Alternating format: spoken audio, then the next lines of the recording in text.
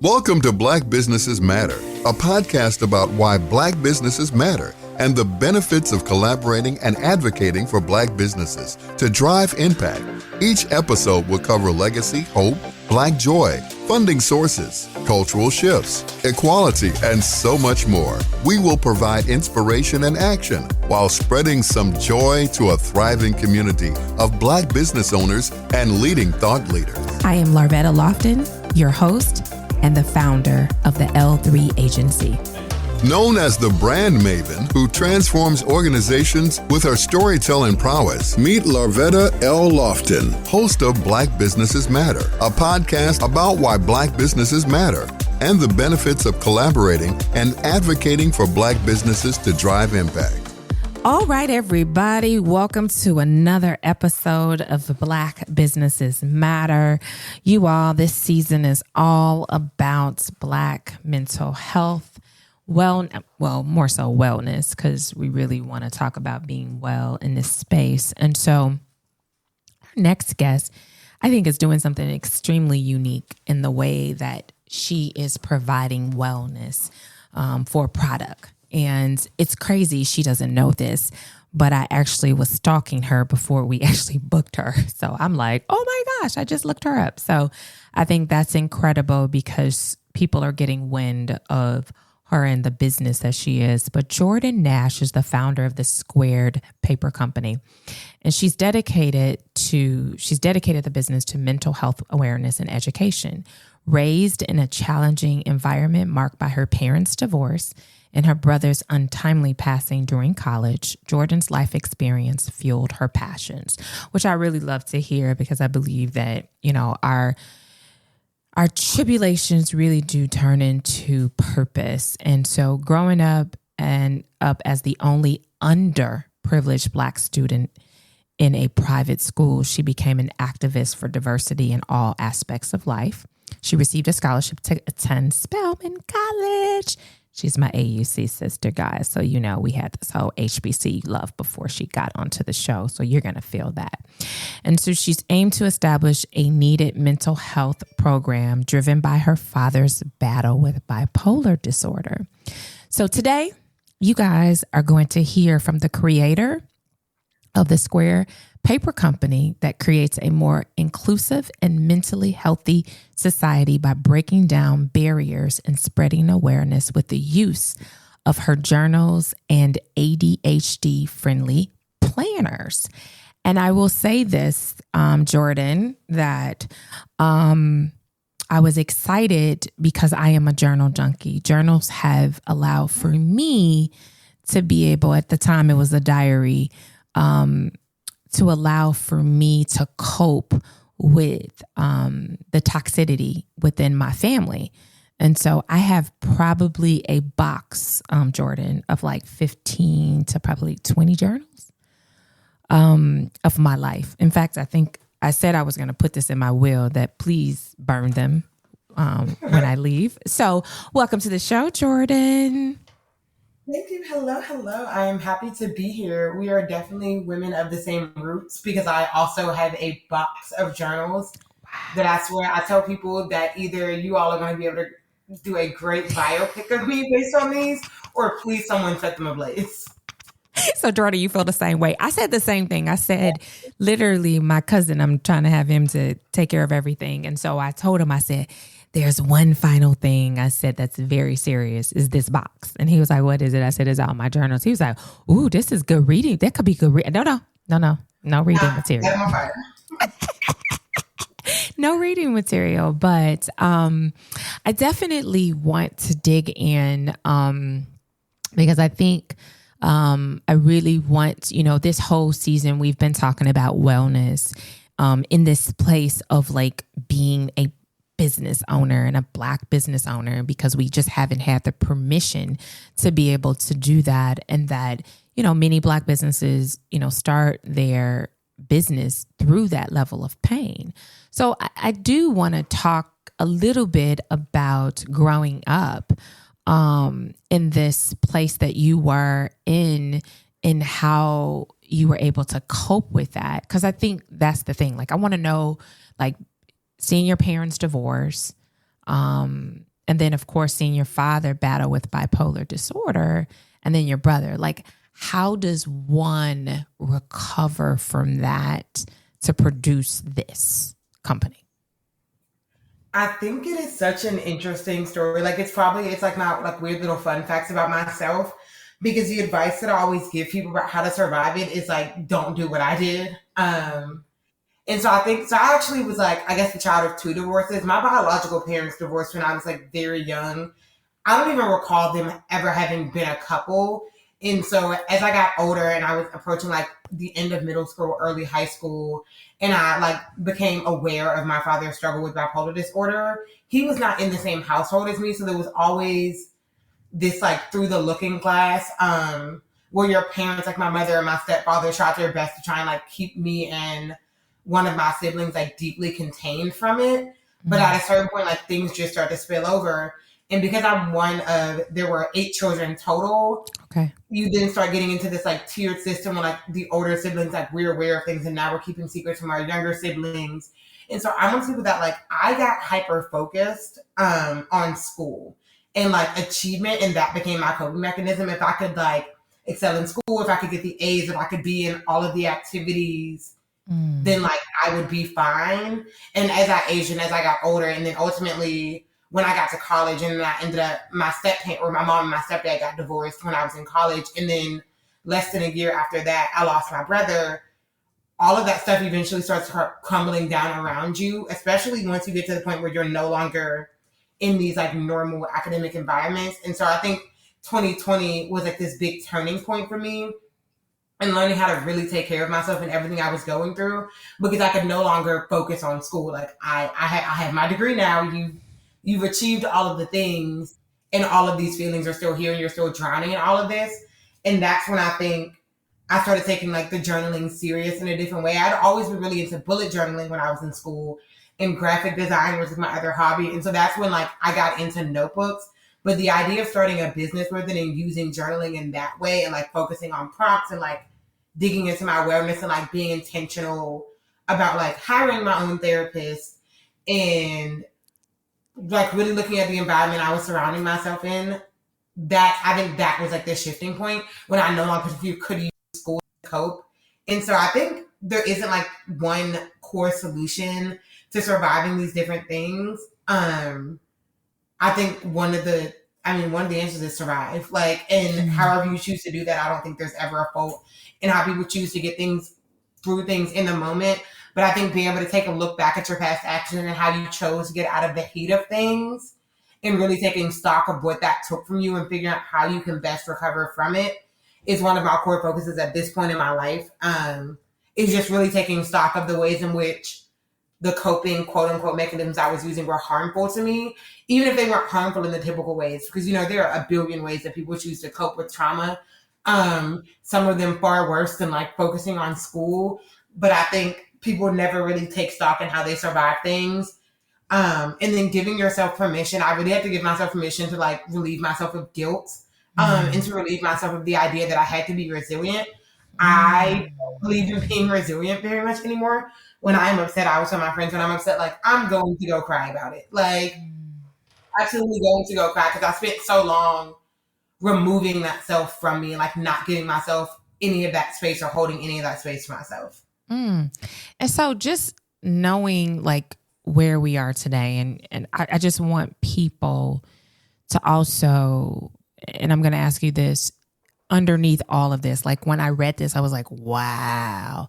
But then I was just like, the part that's not here. Who is Jordan as a little girl? Even under these circumstances, who is she? You're asking the real questions. That's what we do here on the Black Businesses Matter podcast now. That is me and my therapist's favorite question. And I think, weirdly enough, I think the honest answer is I'm in the midst of figuring that out. Okay. I had recently like kind of hit this wall. I'd mentioned a little we were talking before, but I just purchased a home. Okay. And my house was like this major achievement, especially because I live in Atlanta. And I was able to buy a house like in the city, and I built my house, and I got to do like all of the things. Like I built it from the ground up, and then I closed, and I feel like I felt nothing. And I was like, I want to be able to feel things differently than what I do. But a part of it is I just spent so much time like turning off my feelings. Or I'd seen this post the other day and I was talking about it with my friends about how there's like something they call like the good child syndrome, which is when you grow up like as a like normally presenting like well-behaved child, people don't pay as much attention to you. And so my brother, who unfortunately passed away, was also just, he was a bit of a handful as a child. We love him dearly. But my mother will always say like, Jeffrey was a lot and he had this tendency to like suck a lot of the air out of the room. And so I've watched myself over the years like become like, I let myself as a child become like smaller and smaller and smaller. Just because there was no space and like nobody was really paying attention. And that's I'm like, I stopped talking to people. Like I'm the queen of never talking about my feelings. I think like anybody knows like me being vulnerable, like I absolutely want to cringe. And so quite frankly, when I look back at who I was as a child and like who I was as a teen or even who I was as a college student, I always like seem so foreign to myself because I'm like, how did we end up here? Like this girl who's doing all these things, and I'm like looking back at all these years like my childhood friends, and I'm like, I don't relate to this person at all anymore. I don't even know who she was, but at the time, like she didn't know who she was. And so as a child, like I couldn't tell you who child version of Jordan was because I didn't know. I know she was in a lot of pain and she was like very, very lonely. And I hate that. Like that's what I think of when I think of my childhood experience. And so I think one of the ways that I'm combating that as an adult is being like really, really honest with the adults who are in my life at the time. It's like a consistent conversation that I'm in with my mother and my father and my other siblings.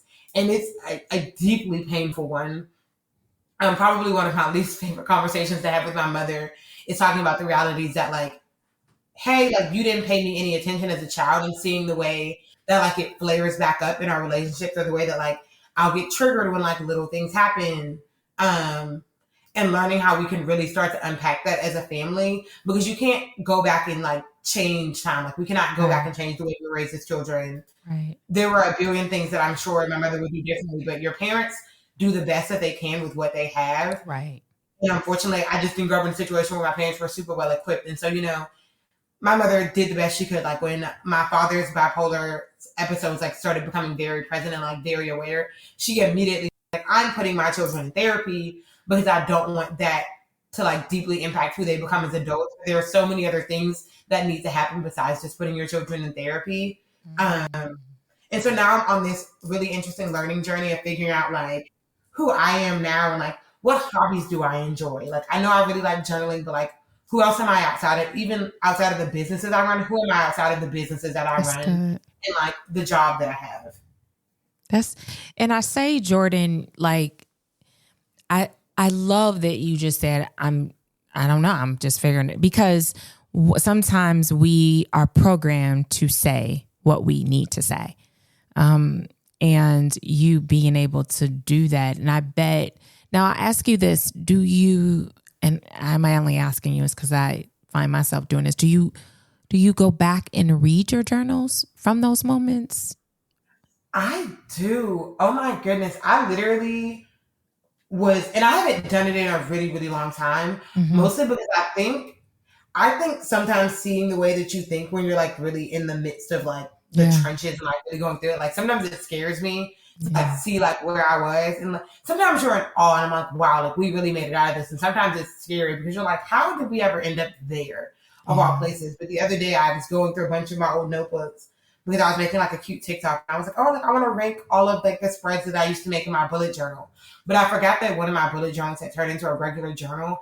And I was going through and rereading, and it was like from my freshman year of college, which I was down bad in college. And it was so like I said, normally my old journals, like to me, like they're very like, it's like, like, wow. But like, I was so in awe at like the ways in which like I could verbalize my feelings, especially because like as college progressed, especially after the loss of my brother, like my ability to verbally express myself like greatly reduced, and I stopped talking as much, which is, my friends are going to disagree because I don't ever shut up. But like, I really stopped talking about my feelings as much, but looking at the way that like freshman me or high school me could like articulate what I was going through, like I was really in awe. But it's also one of the things where like I'm just so sad for like the girl that I was when I was writing these journals. My mother had mentioned it once when I was in college. And she was like, I often ask myself like when you get to stop being resilient and like how much is too much. She was like, I'm just watching you like really like take blow after blow from life. And at what point, like, do you just get to like sit back, relax, and not be resilient anymore? And I was like, girl. And that was one of the entire things in my journal was like, when do the bad things stop happening to me? And like, when do I just get to sit back and relax?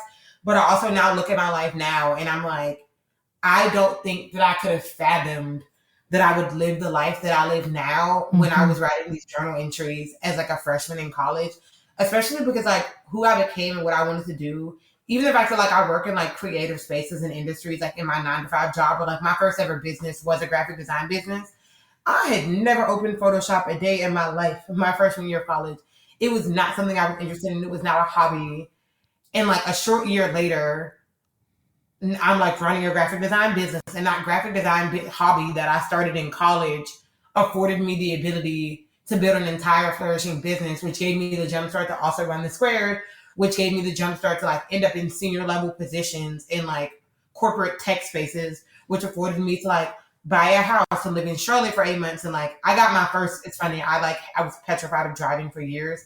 I got my first car in the same year that I bought a house, which is like insane to most people. But I'm like, I just could not have fathomed the things that my life became, looking at like how sad I was and like how heartbroken I was about life when I was writing these journal entries.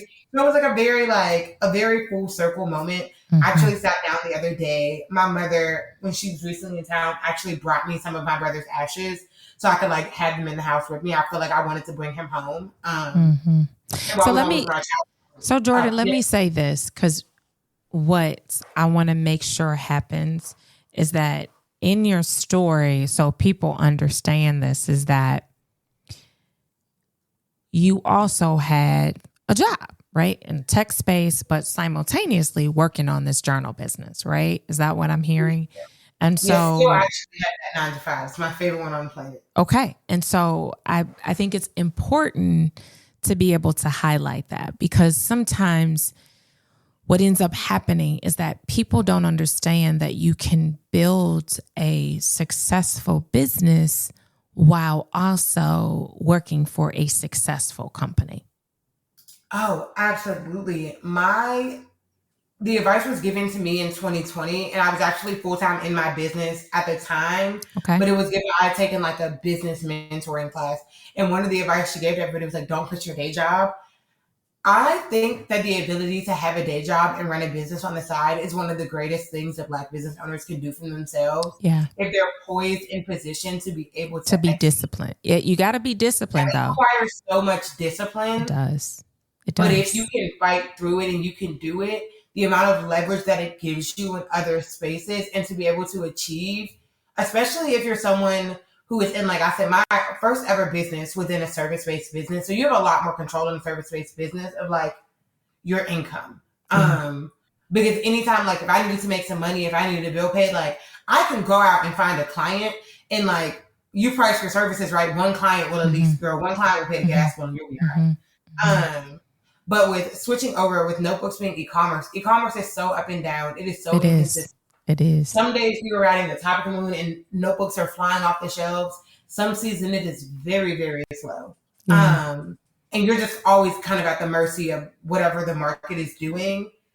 But you don't want it to be able to stop you. And so I'm in the midst of prepping for like a major launch into retail stores. Oh, awesome. That's what I wanted to ask. Is there any desire to be able to work, to be a B2B business? And so going into that whole retail space. So that's something that you're working. That's awesome. Yes, we actually are launching into, it's called Paper Source, a subsidiary of Barnes & Noble. We are launching into Paper Source stores in just a few short weeks. At the end of October, we will be on the shelves. At Paper Source? At Paper Source. Yes. So I want to slow down just a little bit, Jordan, because I want people to really get this. So the name of her company is the Squared Paper Company. And so at the end of October, she, as in this company, will be available at Paper Sources. That is a retail store. We have them in Chicago. They're across, the country. And so for those people that scrapbook and journal, like here's an opportunity during this time to actually purchase, right? I'm breaking this down so people understand how we support Black businesses, right? And so when you think about it, you can go into this paper source and it's not a Black business, but they are supplying a Black business in it. And so we talk about this level of collaboration and understanding that. And so when this opportunity presented itself, was that something that you had in the fold, or is this something that developed over time? It's actually something that came about very, very quickly. Wow. I had been in the midst of like doing a new product launch. We were launching our planners for the first time. Okay. Planners was a very like kind of thing that I've been asked for about 2 years. And so I finally got around to launching the planners. And I was okay, like planner sales are moving kind of slow. I need to start looking at like other ways to start increasing the revenue for the business just so like it's more self-sustaining. Because right now, like I said, don't put your 9 to 5. Right now, my 9 to 5 was supporting, or at that point, the 9 to 5 was supporting the square because we were on a slow season. And I had also just bought a house. So I was like, girl, I got bills. We got a mortgage. Like, we need to make something shake. And so I would try anything once. And so I had seen a TikTok about like cold pitching companies. And so I got on my Zoom and I'm like Googling everybody. I'm pulling out like finding retailer lists, literally going into stores in Atlanta, seeing like who sells notebooks and journals that are from other companies. And so I then start sending a bunch of like cold emails, and I'm just sending them. And I actually emailed the Paper Source store in like Virginia Highlands, which is a neighborhood in Atlanta. And they emailed me back and they're like, hey, we think your product's actually really cute. It's very well aligned, but like we're not in charge. Barnes & Noble actually owns us. You have to pitch to Barnes & Noble. And so I get on LinkedIn and I find a buyer at Barnes & Noble. Nice. I found 3 of them actually. And I shoot them all messages on LinkedIn and I'm like, hey, Barnes & Noble, we know you need a diversity effort. I have this really cool product. I love what I've created. Is it something you would be interested in? And one of the buyers got back to me and very quickly was like, we are obsessed with these. Can you please ship us some samples to our Chicago office? And like, we'll let you know. I got out of bed when I saw the email. I know you did. Right to the post office. Okay. So pause for a second, Jordan, because I'm like, okay, I gotta keep up. Oh, yeah, sorry. That's okay, Jordan. So I want to go back. That emotion, because I want people to feel that like you're an e-commerce brand primarily at this time, right? But you're expanding the business to now supply your journals to a retail giant. You pitch, you research, you go online, you find these people, you pitch, which I think is incredible, and using LinkedIn. I'm so glad you said that because people don't understand the power of LinkedIn. LinkedIn is my jam. I say all the time, it is a diamond in a rough for real. You go there, you get this response. So only because you shared about this, what was that emotion like? Because to just like, bam, I'm online and then I got this paper, I've got this giant who's interested. What was that emotion like?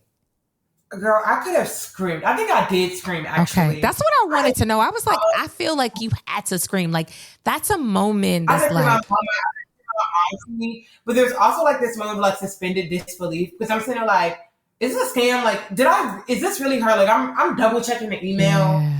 And I don't think it had really clicked for a really long time. We're like talking back and forth and they're like still looking at samples. And then she emailed me and she was like, hey, like we've got an approval, like a purchase order, like we need to get you set up in the system, like the vendor system. And the moment we were getting set up in the vendor system is when it became real because I was like, oh my God, like my stuff is going to be on shelves in like Paper Source and eventually like Barnes & Noble stores as well. Mm-hmm. And so like, girl, I got up and I went to the Paper Source store in Virginia Highlands and I'm annoying them poor. Actually, they liked me. I'm like, them poor workers there. I'm like looking around, I'm like, where do you keep your notebooks in the store? So like, I'm going and I'm looking at their shelf displays and I'm like mentally picturing like all of my stuff on the shelves. I still go into Paper Source all the time, just as we're like waiting and like prepping the order. It is one of like my favorite. It's not, I've never I haven't formally announced a check, but like, it's not a secret. Most of the people who are close to me at this point know, because I need their help with like, shit that shout out to my friends, shout out to my community. I love they are it. real ones. I love it. still feels so surreal. Yes, To think like congratulations. a whole pitch got us here, and anybody who knows like wholesale can Yeah, change the frame of your business. yeah, I think it's an area that Black-owned businesses don't get into very often. correct.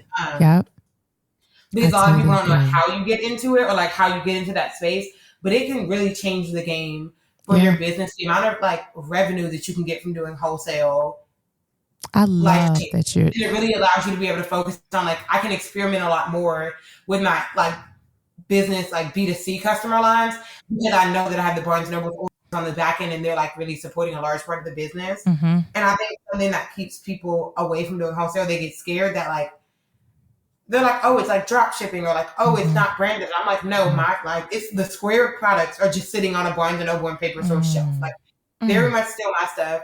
On my packaging, I talk about how we're a Black owned business. Like I talk about how percentages of our profits go to different like BIPOC organizations every quarter. I All love of that stuff is still very much a part of the brand story. We're just now also sitting on the shelves of Barnes and Noble and getting to reap the benefits of having Barnes and Noble's name. And now, instead of just being sold and existing only online or wherever I can do pop-up booths in Atlanta, my products will now be all over the country in every single paper source location and continue to.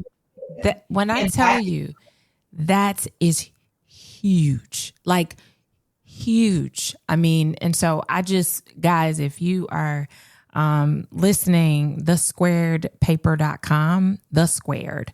So I want to make sure I spell that SQUARED paper.com. And so it's holiday time. It's coming around. Like this is, you can go into a store, you can order online. And so that's important for us to say. The one thing that I do want to bring up, because I think it's important, because you are attracting this ADHD, for people, they don't know what that is, right? And I think we give acronyms, but sometimes I've learned that just because you know, I know, doesn't mean the rest of the world knows what that is. So I want you to say what that is and why it is important for them to get this planner. yes, so ADHD stands for attention deficit hyperactivity disorder. My brother, the one who actually unfortunately passed away, had ADHD, and I've been grown up surrounded by friends who have ADHD, which essentially there are varying ways that it can be presented. There are varying ways that you'll see symptoms in people, but it essentially has to do with your ability to maintain your attention span and your ability to like sit for long periods of time and not do activities.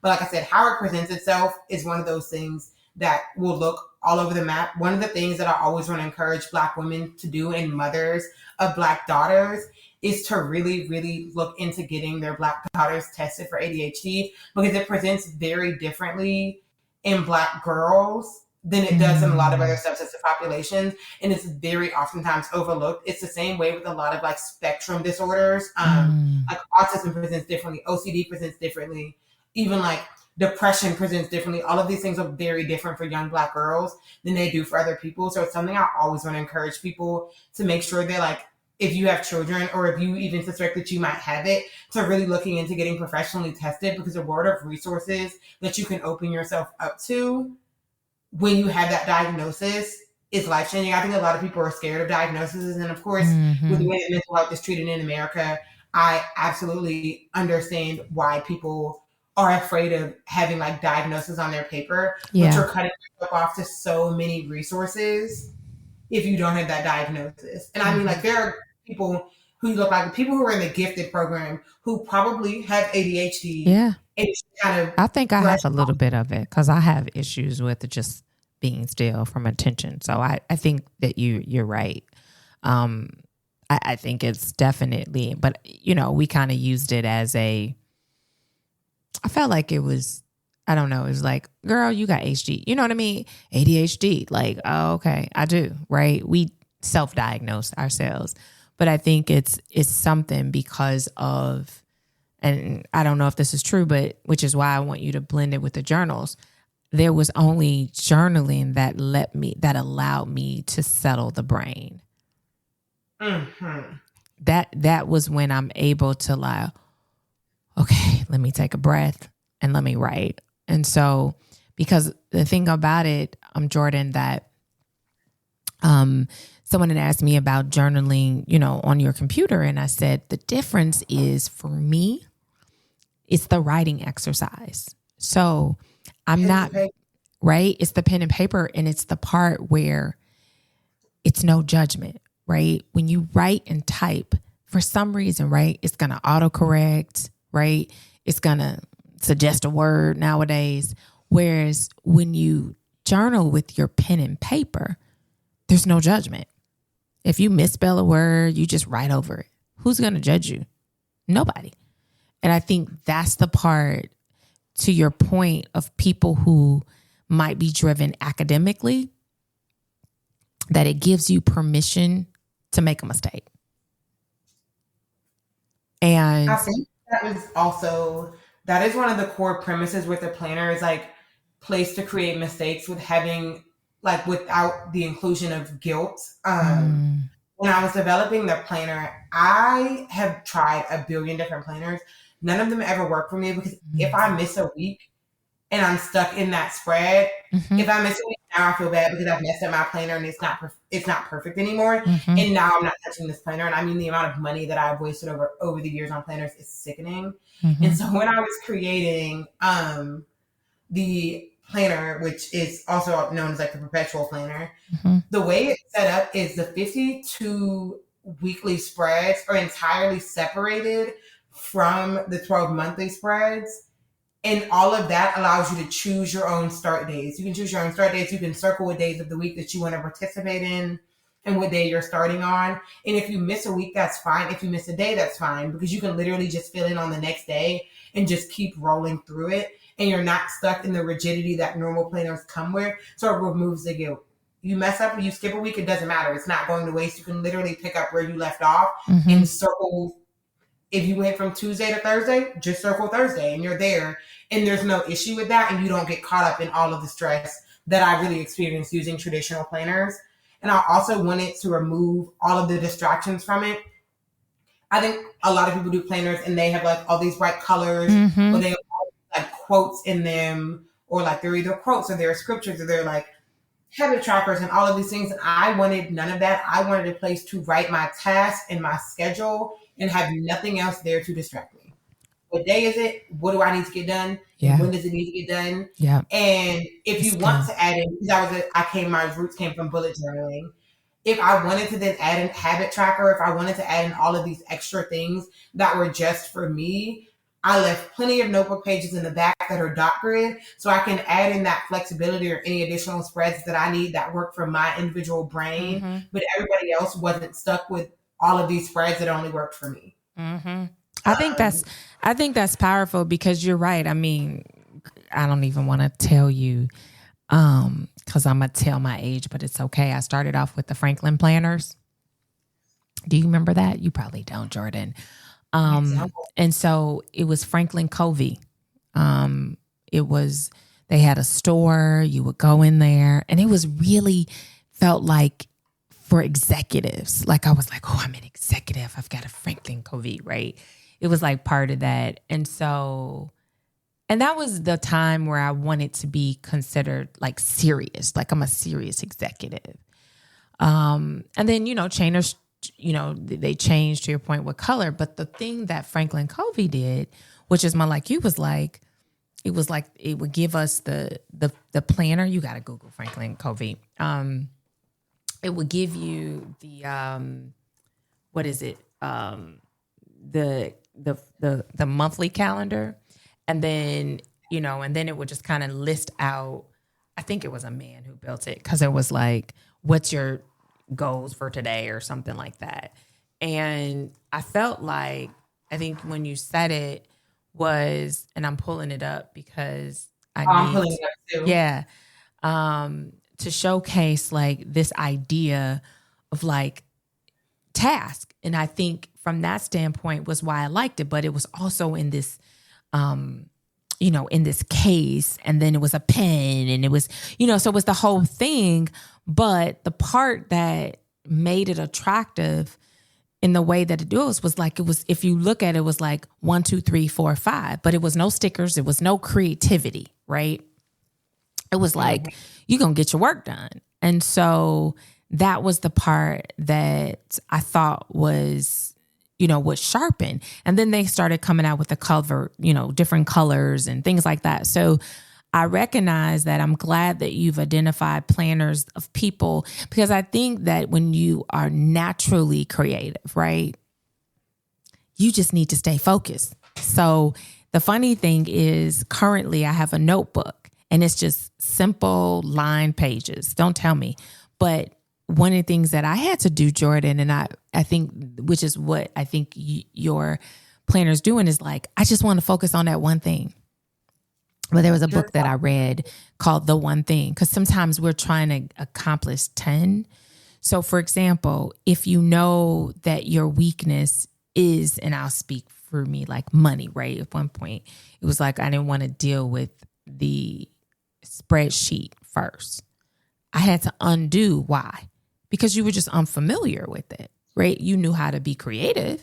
And so what we realized is the one thing that I used to write on a notebook was handle the finances first, because the creativity was easy, but that. And so I think planners that give you that simple direction keeps those that are kind of all over the place. And I'm speaking for myself. And that's exactly how it is. At the top, it's like your core task for today. Like, what is your primary goal for the day? I love that. And then let's break it down into smaller tasks. Because I also think the other thing that people get overwhelmed with is some planners limit it and they say, okay, what are your 3 big tasks for the day? I can't look at 3 big tasks for the day and get that done. I am going to get overwhelmed, overstimulated, and I'm going to shut down. I need to be able to break my tasks down into small bite-sized pieces that all kind of go into one overarching umbrella, especially, like I said, because I'm balancing so many things. All day, I work a 9-to-5 job. I have a stationary business. I also have like a social life, and like I have friends. And honestly, like, I'm a big believer in spending a lot of time with your community. And so like I have friends and relationships that I have to maintain, and I have a business to maintain, and like I have a family that I also want to do things for. And so when there are so many moving pieces, I need a core task, and I need to be able to break that down like a tree of everything that goes towards whatever that core goal for the day is. And I need to be able to keep track of it all. That's good. So if I can't keep track of it all, I'm not getting anything done. Exactly. And is it planner good for like teens, like people in high school and college? I think it's a great planner for people in high school because it works for school and it gives you that flexibility. Nice. And that's what I wanted to do. I think it is so bizarre that I finally, and it's why it took so long in development, but I wanted a planner that could be flexible for people. And so one of the other things that I write, like in the introduction to the planner, like in the Ethos, it talks about if you're a student and you want to do 2 weekly spreads a week and you're doing one is your school spread and one is your personal spread, you can also maintain them separately like that. That's what I do. So I do go through my planner twice as fast, but I like my 9-to-5 work and I like everything else to be separated. And so I can double it up like that. And the planner allows me to have the flexibility to do so. And so if you're a student and you want to do it that way, you want to do your school on one and your extracurriculars on the other, or your school on one and your college planning on the other. I used to actually make like custom bullet journaling spreads when I was in college to maintain my schoolwork. And I used the basis of the design of some of those spreads to ultimately design the planner because I had so many trial and error and so many different versions of planning spreads that I've created for myself. And I bought pretty much, I've owned an Aaron Condren, I've owned the Passion Planner, I've owned a Day Designer, I've owned all of them. I was able to take the things and the small segments that really worked for me from all of these different planners, from all of these different phases of my life to ultimately build the Flex Planner. And what I consider to be the first full Flex format I've ever seen in a planner anywhere in the world. And ultimately, that's my goal in the future to like really niche down and like hear feedback. So I have friends who are still in college or siblings who are still in college and like to get their feedback. Because ultimately, one day I think it'd be cool to release like a college-specific planner and like a business-specific planner, like a content planner, and all these other like kind of tangents of the core planner. But the cool thing about the core planner right now is that it gives you the flexibility to do all of that. I plan all of my content in my planner. I like all of my tasks for my PR team are in my planner. All of my tasks for my 9-to-5 are in the planner. Pretty much every aspect of my life is in my planner. If you steal my planner, like just kill me while you're at it. Like you're sold at that point. Everything is there. I love it. I love it, Jordan. I also think the nice part about it is I created a digital version of it. So for people who are into like iPads and like want a tech version, they can purchase a digital planner and they can plan on an iPad if they're into that thing as well. I think I love that you have this dual way of attracting those who may have a different way. I love that. The one thing that I want to say, and I just want to throw it out as a vision, I said, and then at some point, it would be nice if it's in, college bookstores. I was thinking about that as you were talking. You're reading my mind. It is actually one of my goals. Ultimately, I'm going after the AUC first. Yes, that's what I was thinking my goal for next year is to be in all of the core AUC bookstores. I've been trying to get in conversation with everybody about that. Just because one, I'm deeply attached to my HBCU and those that surround my school. But I really want to do a collegiate edit where I have these bundles. And they're like my favorite thing. Like the bundles, you get a planner, you get a notebook, you get a notepad. Yes. And my ultimate goal is to have enough colors so like all of like our core, like really, really well-known HBCUs to have the bundles in everybody's colors. So you like, if you went to FAM, you would get like the green planner and orange notebook. Or if you went to Clark, you do like the red and the white or the red and the black. I'd probably consult my Clark people and ask them which color combo was more popular. Spelman would probably just be 2 shades of blue. And I've really I have a whole list of like all of the HBCUs and their color combos, so I can release a collegiate edit and we can get those bundles put into bookstores. I think there's really a hole in that community in that. It is. Because college bookstores are typically owned by like a larger company. Yes. There aren't a lot of Black-owned companies, if any, in the bookstores. And that is really disheartening. Because why, when I'm going to spend $1 billion that you spend in your college bookstore over the years, are none of those dollars going back to Black-owned businesses when these are very, very Black colleges? Yeah, I definitely, I totally, yeah, I totally think that there is room for there. So guys, I just want to say like, this could be the best college graduation gift. It could be the best high school graduation gift. This is, or just, the gift of someone because you love them. And journaling has just been one of the best things in planning. This like literally, I was like, oh my gosh, I love journaling and I love planners. So for me, I was excited to have her on the show. And so I want to ask you, we've been talking about Black wellness and, how it shows up. What's one of your wellness practice that you do currently? One of the core wellness practices that I've been implementing currently is strengthening my community. I think that is an underrated one. I tell people all the time, as you get older, especially like as you get in your 20s and your friends start getting married and people start getting in serious relationships, I think people start to undervalue the importance of platonic relationships.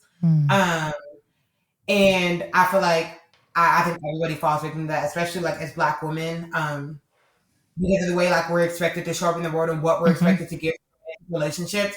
A lot of us is pulled out of our platonic relationships. And so my ultimate one has been like being very intentional about cultivating my community and spending time with them. And so all of my friends who like live in the immediate area know that I will see all of my friends at least once a month. We will go and spend some time together. I do not care if we have to sit there and look at each other. Like, we will spend time together because I think that has done wonders for my mental health over the past couple of years. It's one of the things that I always work like very intentionally with my therapist on is I feel like my friendships weren't as satisfying as I needed them to be. And I feel like I wasn't supported in that way. And so I've really spent the year focusing on that. And the other thing I focused on that in connection is really learning how to celebrate myself. Birthdays were always a disaster. I've never thrown myself a party. And I was stressed out to the wazoo throwing myself a housewarming party. But as I sit back and I like look back onto like what my past weekend was like throwing myself a housewarming party, being able to exist in a space where everybody in that space was there to celebrate me and my accomplishments is important. And I think Black women aren't told often enough that they should be taking time out to celebrate themselves. Being celebrated and celebrating yourself is perfectly okay. It does not make you conceited. It makes you a human being who wants to enjoy that feeling and be able to bask in that. And I think it's something that everyone is entitled to. And so I'm very proud that I didn't end up like canceling my party. And I like really spent the time and sat and I like was going through the Polaroids from the party earlier today, looking at like, wow, all of these people were here to celebrate me and what I've achieved, because how I show up in this world and the things that I do while I'm on this earth are important. And there are other people who see that, and I should bask in that. Mm-hmm. Because otherwise you just start moving through life on autopilot. And I think once you hit autopilot mode, that when you really start to lose yourself is when you're just like moving through life, checking off boxes and not stopping to really enjoy any aspects of that. That's good. Thank you for sharing that. I think that was good from a wellness standpoint and what you shared. So, you're on the show of Black businesses, and we asked this question: why do Black businesses matter? Oh my gosh. Black businesses matter because there are so few of them, and the ones that exist are so just treated like they're so unimportant in society. I have had the like unique position in which, because I went to a PWI in middle school, I was surrounded by a lot of white wealth and like generational wealth from that side, and like watching people whose parents started businesses or their grandparents started businesses in the lives that they were able to lead because they had access to capital. I think a lot of people push Black business owners into running businesses with very little information and very little of the tools that they need to be equipped with to actually make them succeed. And I think reasons podcasts like this are so important because it's giving voice to the people who've actually done it and made it succeed, and giving them the ability to really reach back and pour into other Black business owners. One of my favorite things about my past career as a brand strategist and designer is I primarily work with Black women-owned service providers because I wanted to make sure that they had all of the tools that they needed to build successful and sustainable businesses that they could see through. Or even like with my mom, like my mom was really, really into wine. And like I encouraged her to start like a winery tour business. And now she's like this really successful winery tour business that she would have never thought to start before, and that she didn't have the tools she needed to start before. Black businesses will ultimately change the face of like the world we know it. I think so much of the innovation that the country we live in and the world we live in has ever been afforded, it's on the backs of Black people. And I think that it's time that we get our dues. And I think Black-owned businesses and making sure that they're resourced and given platform is one of the core tools to do that. I have like a friend, she's a Black woman. She works in VC, and I love hearing her talk about her job. And she works at Black VC Firm, and how passionate she is about like finding Black unicorns and like really pouring into like Black startups. That like watching people support Black-owned businesses and pour into them is just like absolute favorite thing in the world. It's my default for everything. If I can find a Black-owned business that does it, that's where I'm going first. That's awesome. And second and third. I love that. I'm running out all this first. I love that for you. I love that, Jordan, because that's, why I started the podcast, because I said when one person doesn't work out, sometimes, often that's why you can't roll with, Black and it doesn't work out, but there's, ton others. But I will tell you, it takes a lot of work and it takes intentionality to go find another one. Right. And do your due diligence. And I think that that's important.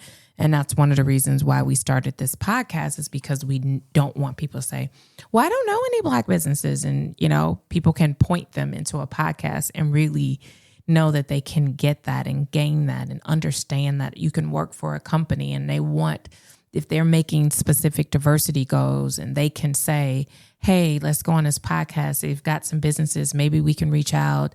Maybe they have some businesses that we could work with, And so we don't understand that really it's all about, and I think you said this, was just creating this community where we're able to, access these resources and know that it exists, because it does exist.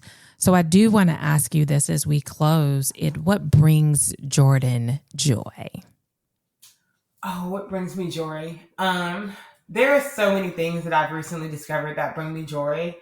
One of them is, like I said, I'm going to say it till I'm blue in the face, is community, spending time with my community. I went out to eat with a group of like 10 of my friends last night. We went to this like itty bitty hole in the wall Indian spot, and it was just, I could spend all day with my friends if it was up to me. I think one of the other things that brings me joy is finding spaces for peace and quiet. I'm one of those people that like, my mouth never stops moving, my brain never stops moving. And I recently discovered this lake near where I live, and I could go sit at this lake all day and just like stare at the ducks. just floating around. It brings me the most peace and joy on the planet. I think enjoying really, really good food absolutely brings me joy. And I think watching people win probably tops the list out of all of those things. I love celebration, and I love celebrating my people, and I love celebrating myself. And so I think all forms of celebration, it's just up there. Yeah. Yeah. Wow. Jordan, you are amazing. I just want to take this opportunity right now for us to brag about you. So please tell people how they can reach you, all of your handles, your website, all that good stuff. If you want to find me online, first things first, thesquaredpaper.com. That is the site for the notebooks and the planners. It is probably the easiest place to find me anywhere else. And if you're trying to find us on the interwebs, the Squared Paper or the Squared Paper Co. on Instagram or the Squared Paper Co. on TikTok is primarily where we hang out. I am just now building out my TikTok presence. I'm super excited. It's a new platform for me. I never thought I'd feel old on a platform, but TikTok makes me feel so elderly because it's like learning an entirely new thing. But that is kind of where we exist online. And that's how you find us. Come talk to me if you can't tell. I love to chat. I tell you every time, if you ever have questions about business or branding, my DMs are always open. I'm a pretty open book. I will talk about pretty much anything on the internet because I think if you don't give people access to information, that's how they just end up in all types of chaos and hootenanny. But yeah, that's where I'm at. So, shoot me a DM, say hi. I always love to talk. I'm super friendly and I'm ultra talkative. So just be prepared. I will talk your ear off. So Jordan, that's what I laughed. I said, literally, Jordan is like me. That they say I talk a lot. We just finished up something. They was like, who was doing all the talking? I know that's my thing. But I will say this as we close, I found that, and I'm sure you got this too as a child. Maybe you didn't, but I got a check mark, exercise self-control. And so, I used to close that side of me because it was like so negative. Like she just talks all the time. But as I've grown into myself, I guess I'm going to say, and so realizing that that's important. And so I'm glad to know that there is still another person that can talk probably more than I can. And I love that. I love it. I love it, Jordan. I love it. Thank you so much for being a guest of Black Businesses Matter. I do want to ask this because we've been asking people if this is what they want to offer. If anybody orders anything, if you want to provide any special, anything that you want to do, I might have put you on the spot, but literally, if that's what you want to do, I know that you give 10% of your profits go to BIPOC community organizations. But if there's anything that you would like to offer, a promotion that you want to do, I'm going to give you the floor if that's something you want to do. Oh, absolutely. I had to think of the code on the spot. If you use code BBM, which Black Businesses Matter 15, you'll get 15% off your purchase. Make sure you leave me a fun little note in the comments. Tell me you heard the podcast. It'll make me feel warm and fuzzy. I love that. Yeah. Oh, absolutely. I love that. So she said 15% off. The code is BBM15, as in 15%. Yeah, tell her, give her some love and let her know you heard her podcast on Black Businesses Matter and you just love her and what she's doing for this community and creating a more inclusive and mentally healthy society. I love this business. And I was familiar with her business before she got on the podcast. So I'm excited to have met you, Jordan. And thank you for being an outstanding guest of Black Businesses Matter. Thank you. You've heard it. The Squared Paper Company is offering 15% off. Please enter the code BBM15. Again, code is BBM15, offering 15% off your purchase. Black Businesses Matter 15. Don't forget to shop responsibly. The Black Businesses Matter podcast is produced by the L3 Agency, a culturally sensitive influencer, marketing, and communications firm in Chicago, where relationships are our currency, passion is our profit maker, and people are our bottom line. Follow us on Instagram at Black Businesses Matter.